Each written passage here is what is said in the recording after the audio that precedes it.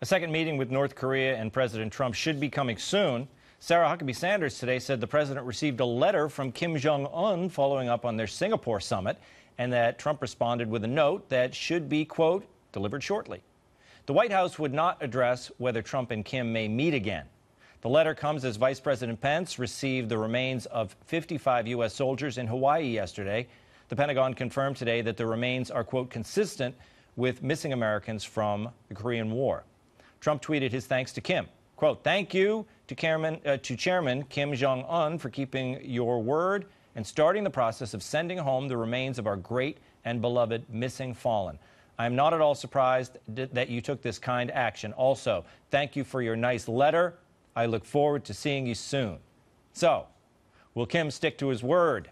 Joining me now is Mike Baker, former CIA officer and president of Diligence LLC. Hey, Mike, thanks for joining the B team, the replacement host. Oh, please. You're solidly in the A category, Tom. You know that. Don't be self-deprecating. I was definitely fishing for a compliment there. Mike, on this front, it's great news, obviously, to see these remains come back. The question I have, and I don't know if it's an answerable question, is why weren't other presidents, other administrations able to get this done? Well, you know what, in part because, the policies didn't allow for it in the sense of, no direct negotiations or discussions with the regime, either with Kim, his dad, or his granddad. So, times change. We have obviously a uniquely different administration led by President Trump. We don't want to make too much of this, just like we didn't want to make too much of the June meeting. Look, it was great that they were able to get together, that we had that meeting.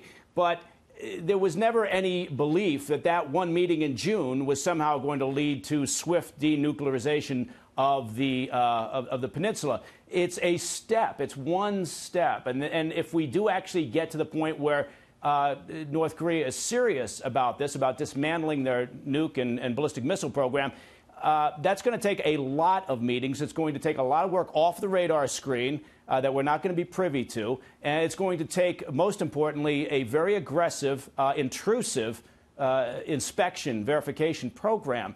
And that has been lacking in all previous discussions about disarming North Korea and their nuke program. So we'll see.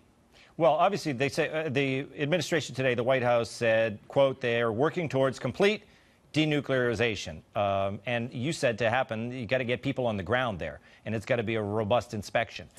Is it going to be Americans? Would it be Chinese? What would you see as a, would it be a coalition? The way I remember when we had Hans Blix and these guys in the Iraq, Hans. Yes. Hans. Yeah. So who would it be? I think it's going to be.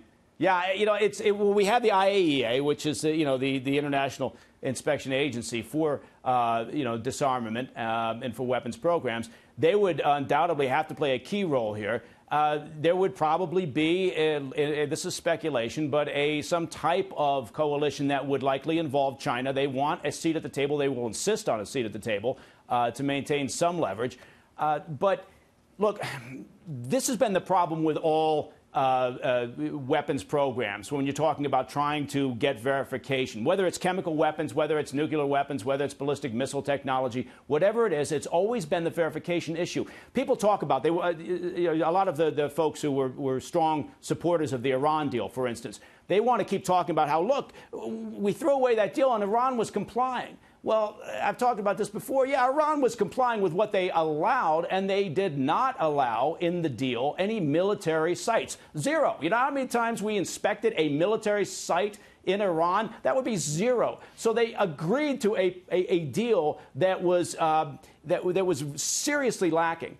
And that is always the problem with these types of deals, and we always have an issue with verification. So I guess what I'm saying is, look, we have to keep the sanctions regime in place. We have to maintain that.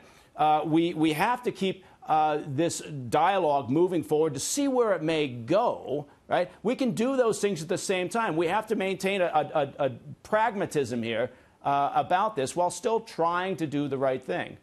Yeah. You're nothing if you're not pragmatic, Mike. You know what? People talk about that all the time. Yeah. That seems to be the one word associated with me is pragmatism. Maybe you ought to change that company to Pragmatism LLC, Mike. Thank you. Yeah, you know, and by the way, Tom, you know, our work on the show where we're cop partners and one cop wants to just open up a singing telegram business. It's coming along. We got that first script written, and I think it's going to go into production very, very soon. Thank you, Mike. Well, keep me updated on it. Thanks for joining us. I'll do it. Sure. Mike Baker.